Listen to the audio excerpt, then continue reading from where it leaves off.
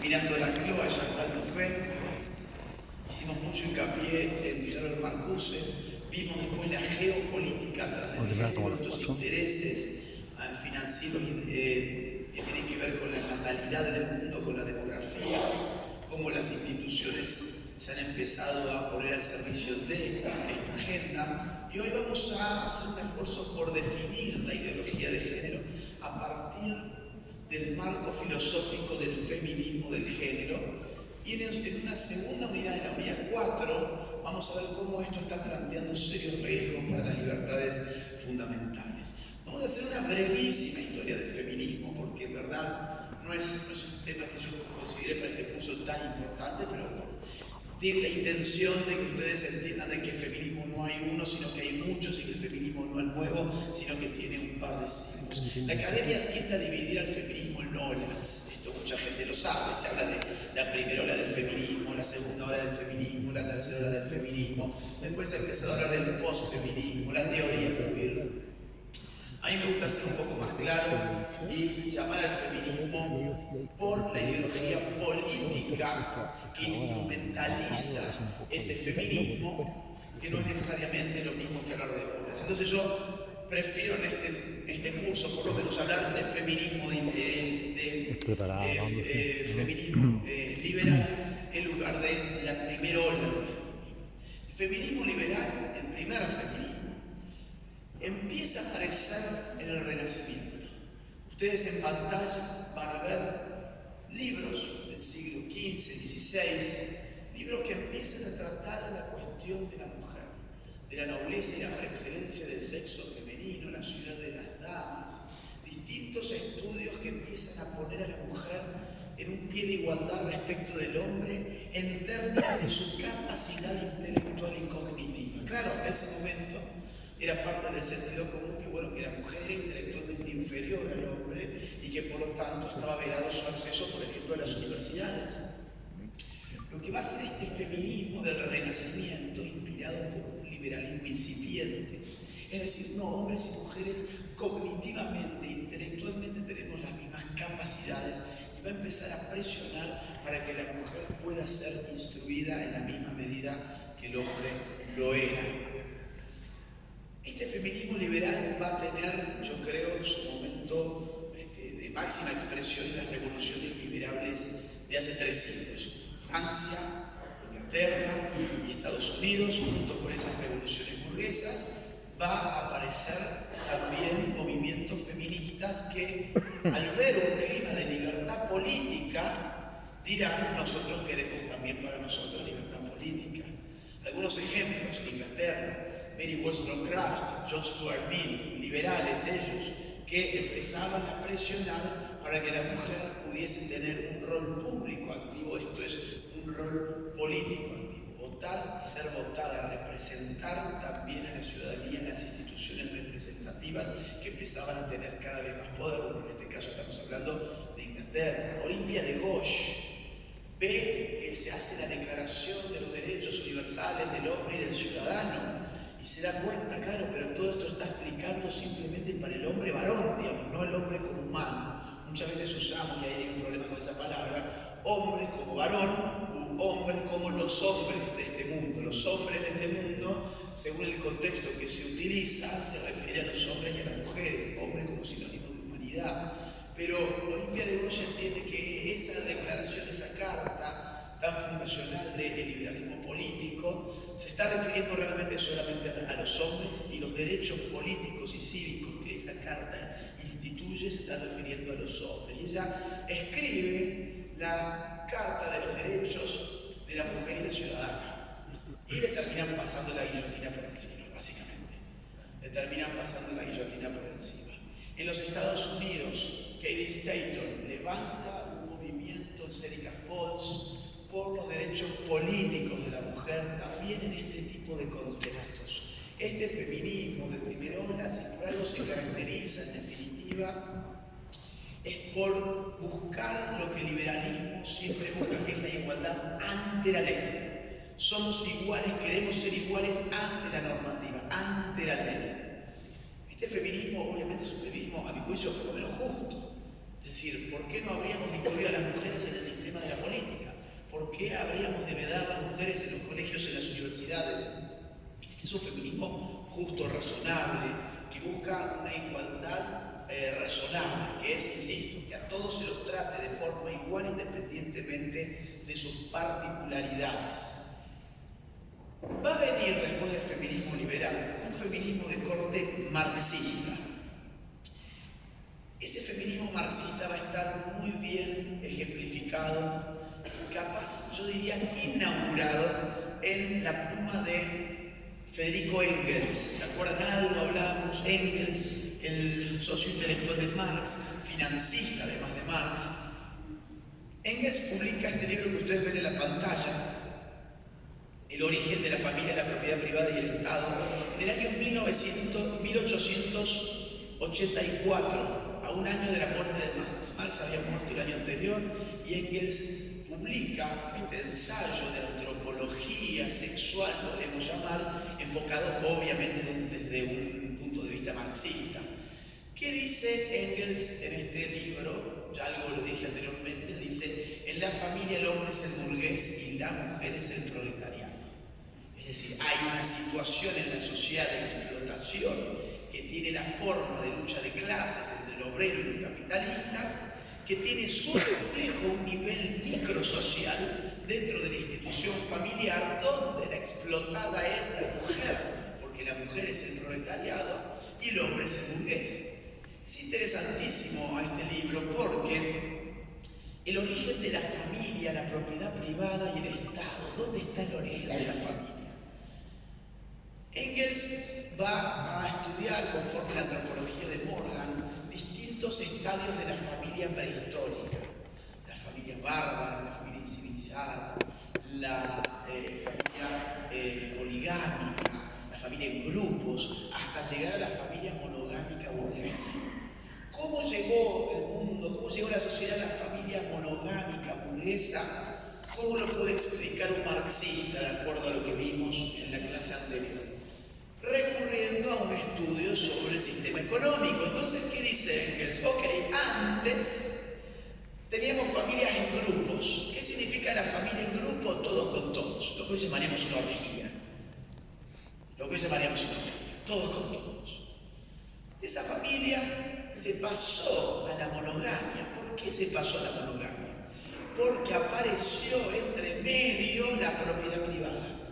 Y la propiedad privada generó los incentivos para los hombres de conocer quién eran sus hijos efectivos, sus hijos reales, para que cuando esos hombres mueran puedan heredar sus bienes y esos hijos que son propios. En el matrimonio de grupos sabíamos quién era la madre de la criatura, pero quién era el padre. Uno se da cuenta muy fácilmente quién es la madre, es decir, hasta hoy pasa, ¿no? Que a veces se hacen pruebas de ADN a ver quién es el padre.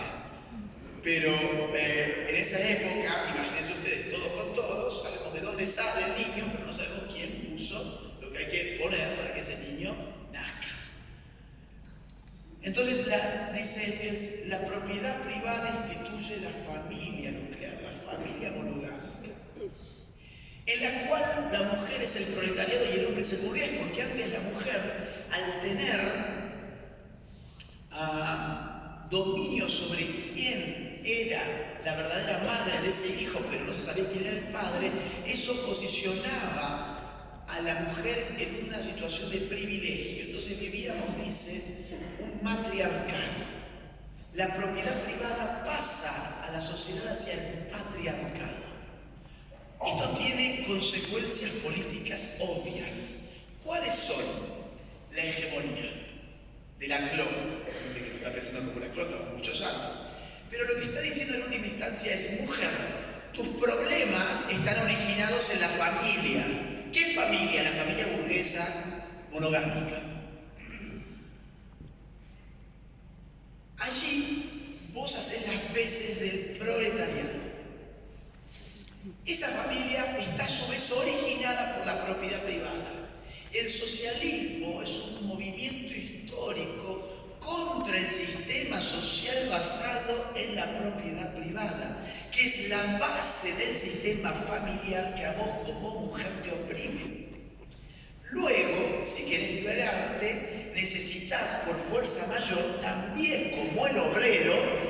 acabar con el sistema de propiedad privada. Ahora bien, vos, mujer, ¿vas a hacer la revolución?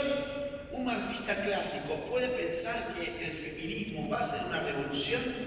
No, la revolución es la revolución económica de las clases. Entonces, ¿cuál es el lugar de la mujer? Apoyar, complementar la revolución de las clases sociales. Eso es la alianza de distintos grupos para un fin que está dirigido por una ideología bien específica. Esto va a dar lugar a una literatura feminista marxista muy interesante. Una de sus exponentes, como Alejandra Kollontai, por ejemplo, vamos a leer uno de sus ensayos, El comunismo y la familia, del año 1921, dice así: la patria comunista alimentará, criará y educará al niño. El Estado de los trabajadores acudirá en auxilio de la familia sustituyéndola. Fíjense qué interesante, ¿no? Voy a auxiliar a la familia como sustituyéndola. ¿Quién? El partido. Entonces, ¿quién va a ser la familia del niño? El partido, no sus padres. Gradualmente, la sociedad, con mayúsculas, se hará cargo de todas aquellas obligaciones que antes recaían sobre los padres. El hombre nuevo de nuestra nueva sociedad será moldeado por las organizaciones socialistas, jardines de infantes, residencias, guarderías de niños, etc. y muchas otras instituciones de este tipo en las que el niño pasará la mayor parte del día. Digo, esto es un reflejo bastante claro de lo que se está viviendo hoy. Estas ideas no son de ciencia ficción, mucho de esto hoy se vive. El niño pasando la mayor parte del día en las instituciones socialistas del Estado, de los trabajadores, es hoy el niño que se pasa, ¿cuánto? 8 horas en colegio, algunos 10, algunos 11, los bilingües no sé cuánto están ahí todo el día, ¿no? Y después con sus padres, ¿cuánto hablan? ¿Media hora por día? Es mucho. 15 minutos. Y mirando televisión, ¿cuánto están?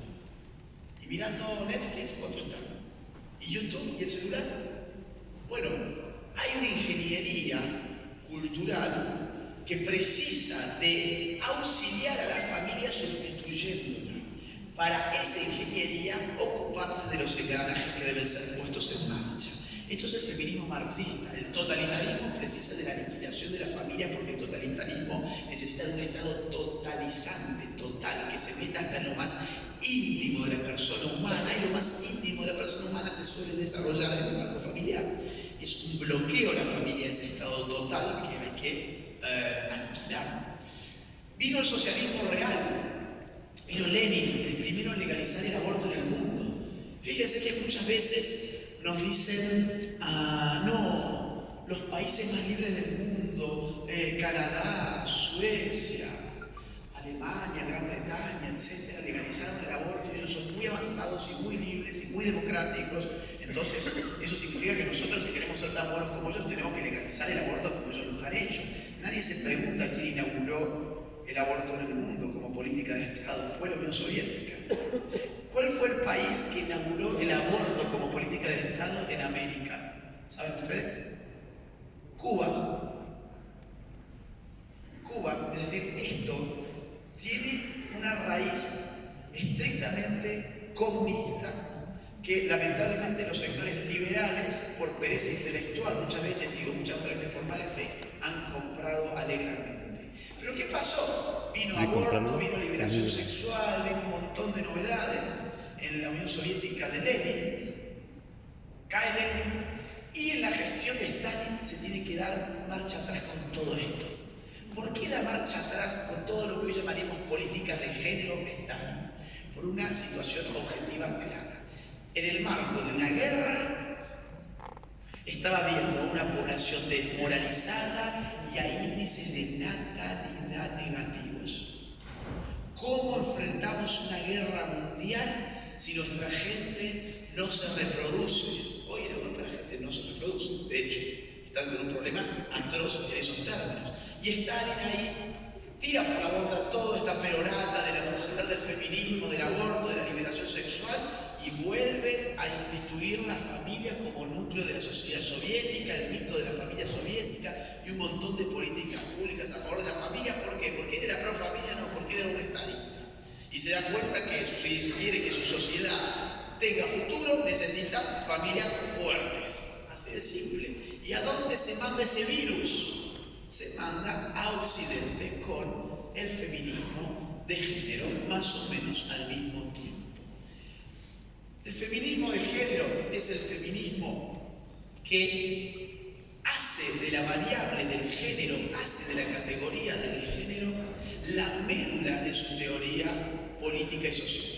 El feminismo de género se concentra en explicar la opresión de la mujer a partir de una idea, en principio sociológica, que es la idea del género. Muchos le llaman feminismo de tercera ola, otros dicen no, pero esta era la segunda ola. Por eso es que la ola a mí no me gusta más bien ponerle un nombre claro a esto. Feminismo de género es el feminismo que hoy vivimos, es el feminismo mainstream, es el feminismo que hoy enarbolan las feministas en Occidente. ¿Dónde está el origen de este feminismo de género? En Francia. Era una autora llamada Simone de Beauvoir, que publica en el año 1948 el libro que ustedes ven en pantalla titulado El segundo sexo. Anoten estas cosas.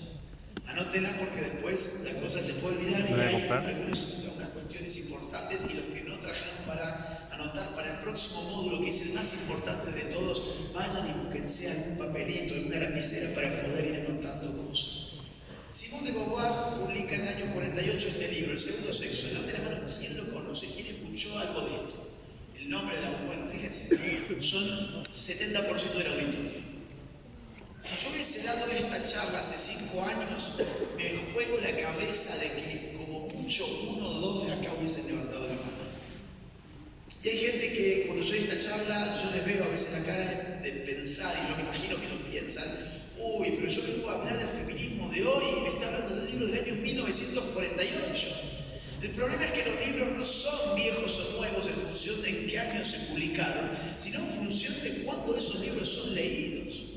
Y este, por ejemplo, fue el libro más vendido de la última Feria del Libro de Buenos Aires. Estamos hablando de un libro de 800 páginas o más. Un libro complejo, no es un libro de esos que te llevas a la playa, digamos, para leer y pasarla bien en el mar. Sino que es un libro que empieza con un análisis marxista, continúa con un análisis psicoanalítico freudiano, sigue con un análisis de filosofía existencialista, y después aborda una suerte de antropología donde mezcla con historia, con análisis sociológico, social. No es un libro fácil de leer y sin embargo todo el mundo lo quiere tener. Yo, digamos, me sorprendo y tiendo a pensar que lo que quieren es el objeto libro, no el contenido del libro. Es el libro cuadro, ¿no? O sea, me compro el libro para exhibirlo como si fuese un cuadro en mi casa, para que mis amigas feministas, bueno, cuando vean, cuando vengan a mi casa, vean que tengo el segundo sexo y digan qué buena feminista que es mi amiga, tiene el segundo sexo de Simone de Beauvoir, aunque no pueda haber pasado de la página número 7, ¿no? Pero bueno, el objeto libro cumple ese rol. Es decir, hay gente que tiene objetos libros, hacen las veces de los cuadros. Y es cierto esto. Yo no me explico por qué este libro, si no ha sido el libro más vendido de la Feria del Libro de Buenos Aires. Ni Dan Brown, ni Vargas Llosa, ni García Márquez, ni qué sé yo, Harry Potter.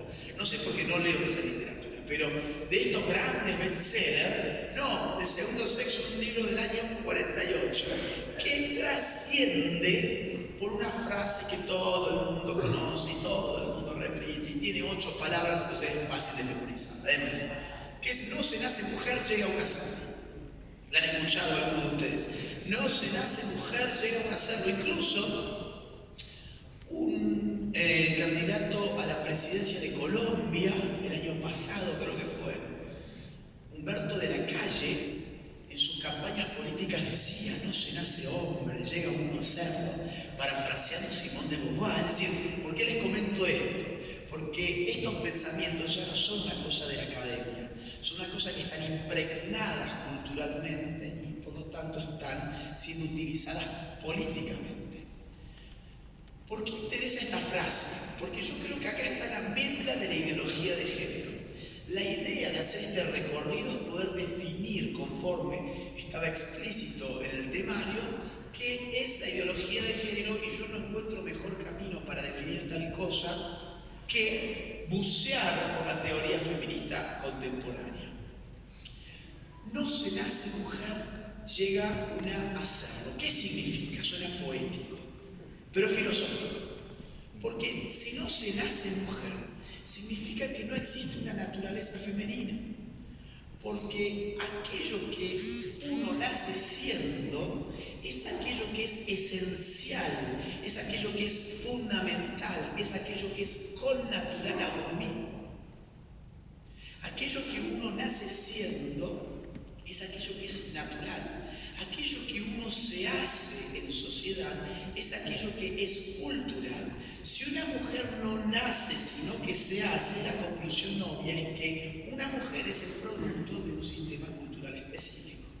Si estamos hablando del segundo sexo, significa que tenemos ¿qué cosa? Un primer sexo.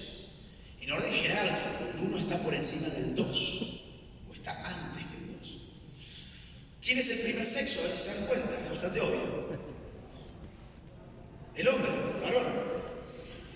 El hombre como primer sexo es el que domina, entonces, lo dice Simone de Beauvoir, un sistema político, económico, cultural que hace de eso que no es de por nacimiento una mujer. Aquello que no nace siendo una mujer llega a ser artificialmente una mujer como producto de las fuerzas políticas, económicas y culturales del medio en el cual eso que artificialmente es construido como mujer se desarrolla. Simone de Beauvoir arranca así con un proceso de lo que hoy llamamos deconstrucción. ¿Conocen la palabra? Está súper de moda y hay gente que lo usa para cualquier cosa, ¿no? Pero acá realmente empieza un proceso filosófico de deconstrucción desde el propio feminismo que se propone a deconstruir la idea de una esencia femenina. La idea es que a las mujeres les han dicho que son mujeres y les han impreso características femeninas que son las que proporcionan la dominación al hombre.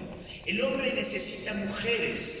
¿Y qué pasa si hacemos que esas mujeres se desembaracen, se emancipen, se liberen de esas características femeninas artificiales que el hombre o el sistema patriarcal ha impuesto sobre ellas? Esta teoría va a empezar a circular, a radicalizarse, a exacerbarse con otros teóricos a medida que el tiempo va pasando. Vamos a saltar entonces a la década del 70, a Estados Unidos, a una autora, vi ayer su libro, en Argentina no estaba, nunca lo vi en Argentina, yo tengo esa versión en inglés, pero lo vi en español en la librería Atlántida, creo que es Atlántida o Atlántica, ¿no?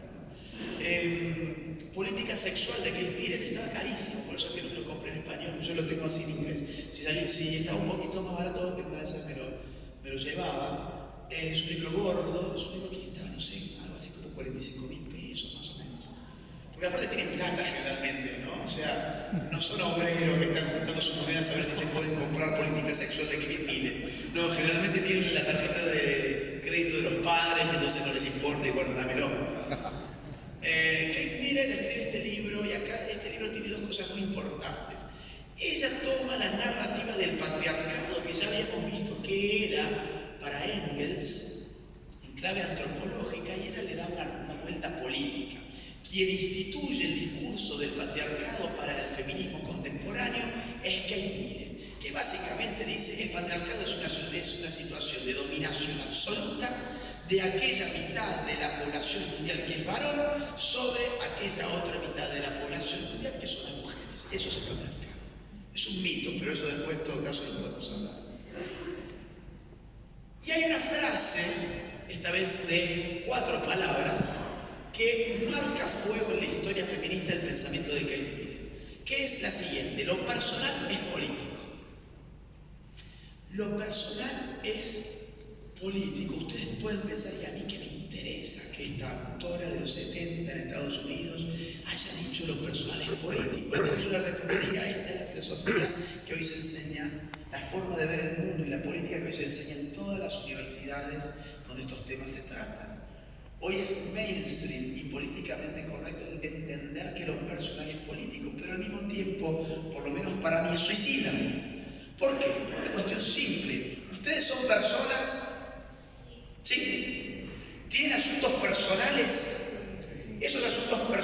por ser personales se vuelven políticos, es peligroso, ¿no? Digo, si yo digo que mis asuntos personales son políticos porque lo personal es político, yo estoy abriéndole la puerta de mi personalidad a aquel que se ocupa de la política. ¿Que quién es? El político. ¿Que hace uso de qué para ocuparse de la política? De una maquinaria de poder que tiene numerosas palancas de poder que se llama el Estado. ¿Qué es el Estado moderno sino aquella institución que monopoliza el uso de la fuerza? Y monopoliza, por lo tanto, lo realmente significativo de la política. Decide instituir en la cultura de una sociedad que lo personal es político, es decirle al Estado que rige a esa sociedad, venga y rija la totalidad de nuestra personalidad, porque nosotros somos suyos. La relación de un novio con su novia, la relación de un padre con su hijo, la relación de un esposo con su esposa, por ser relaciones personales se vuelven relaciones políticas, y si son relaciones políticas, quedan bajo el manto coercitivo, dirigista y planificador del Estado. ¿Esto qué es? Educación sexual integral, por ejemplo, por poner un ejemplo. ¿Qué es la educación sexual integral? Que en verdad no es educación ni es sexual, es adoctrinamiento en ideología de género. Ya vamos a ver algún caso después, en el tercer módulo, creo. Sino decirle al padre, a mí no me importa la educación familiar, no es un asunto personal tuyo y de tu hijo, es un asunto del Estado porque es un asunto político. No, lo que estoy haciendo yo con mi niño es educar en los valores personales de su familia. Sí, pero los valores personales y lo personal es político, entonces es mío, no es tuyo. Tu hijo no es tuyo, tu hijo es del Estado. Tu hijo no tiene una relación personal con vos, o mejor dicho, como la tiene en primer lugar con el Estado, porque lo personal es político. Esto que suena exagerado, vamos a ver en la próxima unidad ejemplos bien concretos de cómo se aplica esta teoría. A mí siempre me gusta empezar por la teoría para que todos nos pongamos las mismas gafas, los mismos lentes, y después podamos analizar lo que esté pasando, no como una anécdota, sino como algo que tiene un sentido claro. Julia Firestone, otra exponente del feminismo radical, en este caso ella es canadiense, y escribió La dialéctica del sexo. Muy interesante. La dialéctica del sexo postula a la mujer no como mujer, y eso es lo que tiene de constructivo, sino como clase social. Pero yo me había dicho en el módulo anterior que la clase social es un concepto sociológico que engloba un conjunto de personas determinadas por la forma en que se relacionan con el sistema económico. Claro, eso para la sociología es una clase social. Por ejemplo, un obrero es una clase social, ¿por qué? Porque tiene una relación específica con los medios de producción, en tanto que no es el dueño de los medios de producción. Un burgués, un capitalista, ¿es una clase social? Sí, es una clase social porque es el dueño de los medios de producción, tiene una función bien clara en el sistema económico. Ahora, ¿la mujer es una clase social? Y diríamos, no, la mujer es un sexo. Pero ella va a decir, la mujer es una clase social. ¿Por qué? Porque si bien no está inserta en el sistema económico productivo, es la piedra fundamental del sistema reproductivo. Porque es la que reproduce.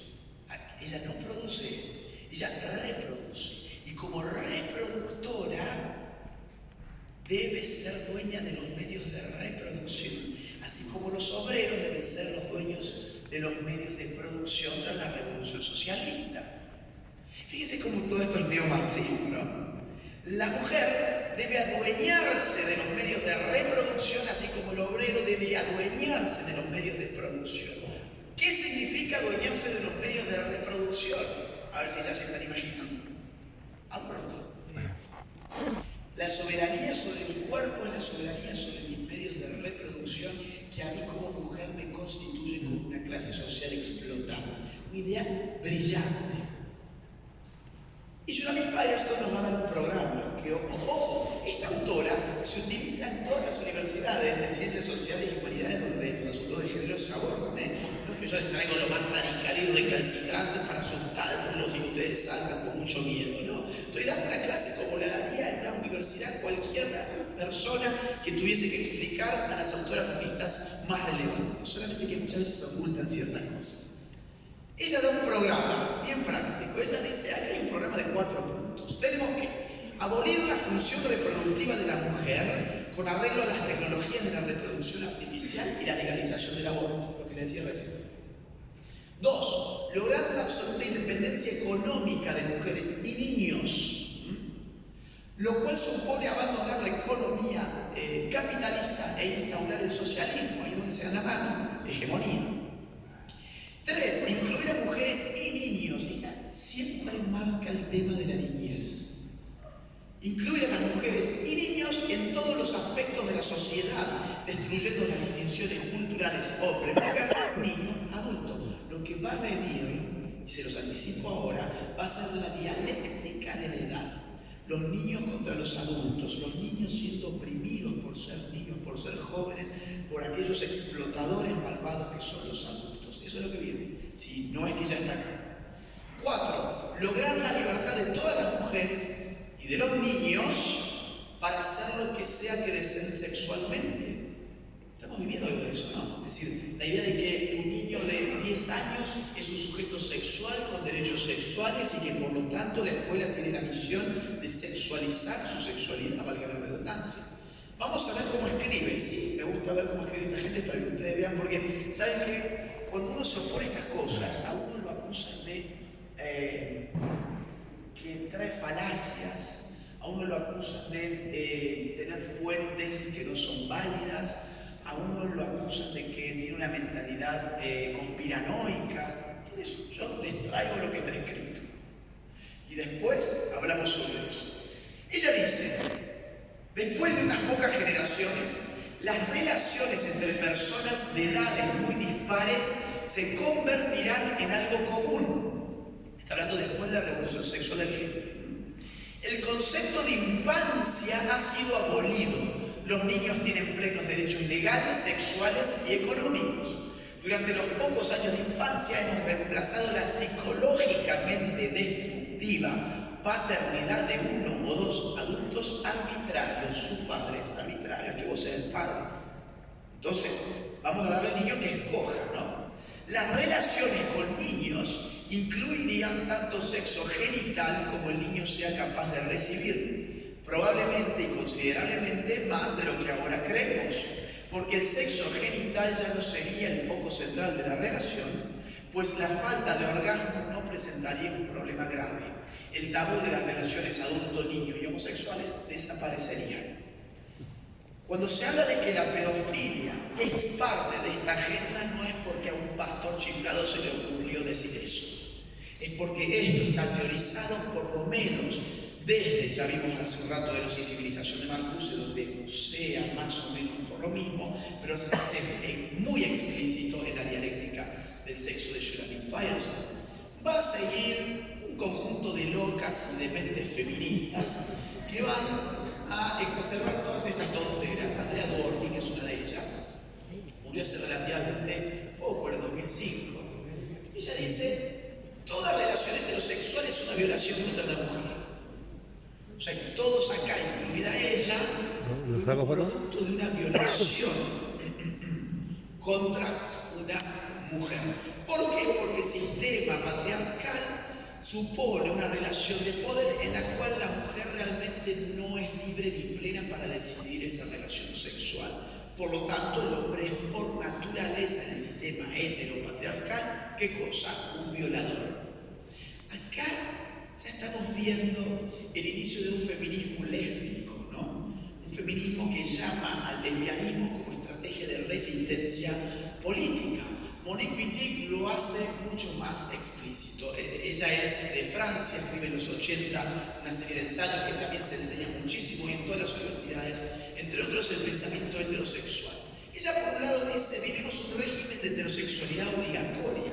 Estamos obligados por este sistema a ser heterosexuales. Eso se resume como heteronormatividad. Levante la mano quien escuchó esta palabra anteriormente. Bueno, fíjense, prácticamente todos. La Las ideas tienen consecuencias.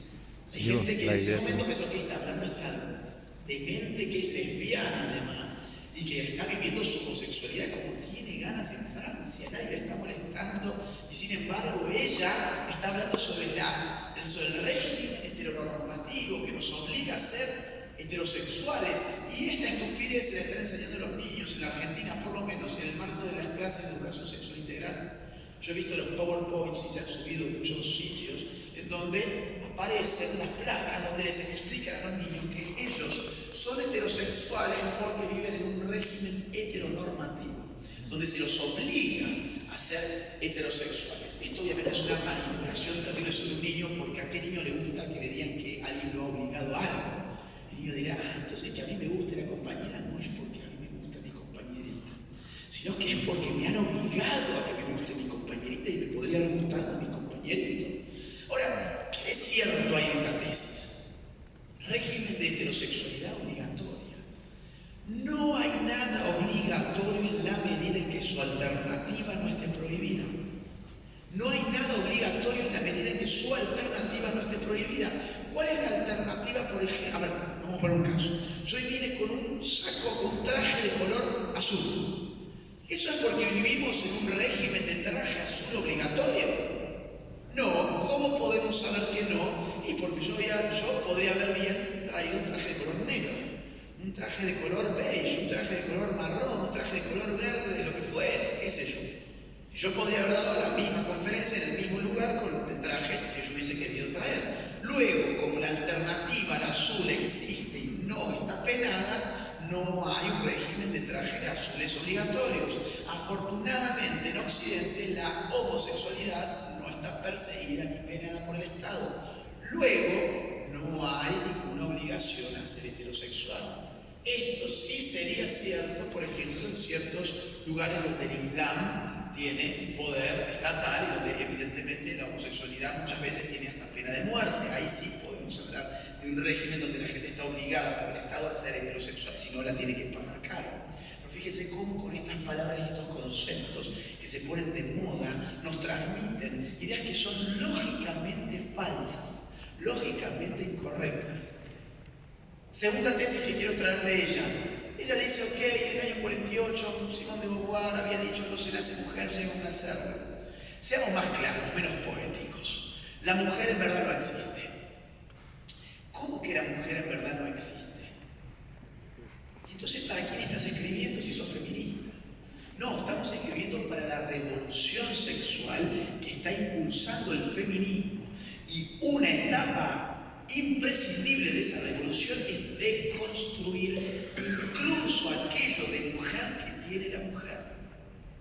Y ella encuentra que la lesbiana pasa a ser el sujeto político del feminismo porque como lesbiana viene a subvertir la idea de que había dos, de que había un hombre y que había una mujer. La lesbiana introduce ruido en el binarismo sexual en el cual fuimos adoctrinados porque la lesbiana en última instancia no es una mujer, es otra cosa. Vamos a leerla, ¿sí? Por su sola existencia, una sociedad lesbiana destruye el hecho artificial social que constituye a las mujeres como un grupo natural. Me gustaría saber a mí, entre paréntesis, cuántas generaciones puede sobrevivir una sociedad lésbica. No sé, parto por ese tema. ¿Cuántas generaciones puede sobrevivir una sociedad lesbiana que viene a subvertir el hecho artificial, etc.? El lesbianismo es el rechazo del poder económico, ideológico y político de un hombre. Ya no es una orientación sexual, es un mecanismo de la lucha política feminista. Porque si esto es una lucha contra el patriarcado y el patriarcado individualizado es el macho, no podemos tener una relación sexoafectiva con nuestro enemigo, no podemos acostarnos con el enemigo. Entonces, ¿qué nos queda? Acostarnos con las sororas. Escucharon ustedes la sororidad, ¿no? Acostarnos con las sororas. No, pero no como un hecho de orientación sexual, sino como un hecho de rechazo del poder del hombre. ¿Han visto que el feminismo últimamente grafitea cosas como lesbianizate? Hacete torta, la vida es corta. ¿Escucharon ese? Torta por, no sé si acá se dice torta también a la mujer que le gustan las otras mujeres, ¿no? Tortillera, ¿no? Tortillera. Hacerle torta, la vida es corta. En España grafitean hetero muerto, abono para mi huerto. O sea, heterosexual muerto no sirve para nuestra lucha política. Nuestra supervivencia exige que nos dediquemos a destruir esa clase. Está escribiendo una feminista, ojo. Nuestra supervivencia exige que nos dediquemos a destruir esa clase, las mujeres, con la cual los hombres se apropian de las mujeres. Y esto solo puede lograrse por medio de la destrucción de la heterosexualidad como un sistema social basado en la opresión de las mujeres por los hombres. ¿Se acuerdan de la clon otra vez? Hegemonía, ¿no es esto? Demos la mano al LGBT con el feminismo porque no podemos realizar las luchas feministas si no destruimos la base del sistema que nos domina y nos oprime, que es el sistema heterosexual. Década del 80. La lesbiana es otra cosa distinta a una mujer. ¿Cuántos géneros existen hoy según la ONU? Más de 110. Y así empezó. Más de 110 y así empezó. Interesante, ¿no? Ustedes podrán pensar que esto es una exageración, esto es una tontería. En última instancia, el gran peligro con este tipo de filosofía es cuando lo entendemos como tontera y perdemos la posibilidad de comprender que las ideas pueden tener consecuencias. Y ustedes pueden pensar, ¿y cuáles son las consecuencias? Sí, los grafitis, bueno.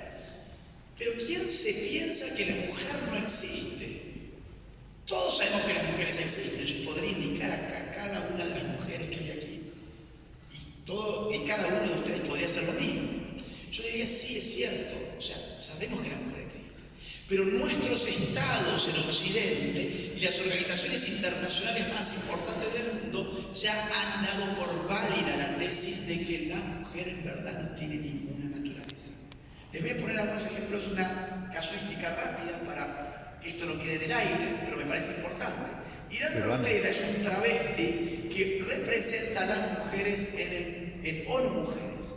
Es un travesti del Paraguay que representa a las mujeres de su país en ONU Mujeres. Es decir, un hombre que se autopercibe mujer hoy está representando al género femenino en ONU Mujeres. Esto solamente es posible si ONU ha entendido que no existe nada natural en la mujer que haga de eso una mujer, sino que ser mujer o no depende de una contingencia subjetiva.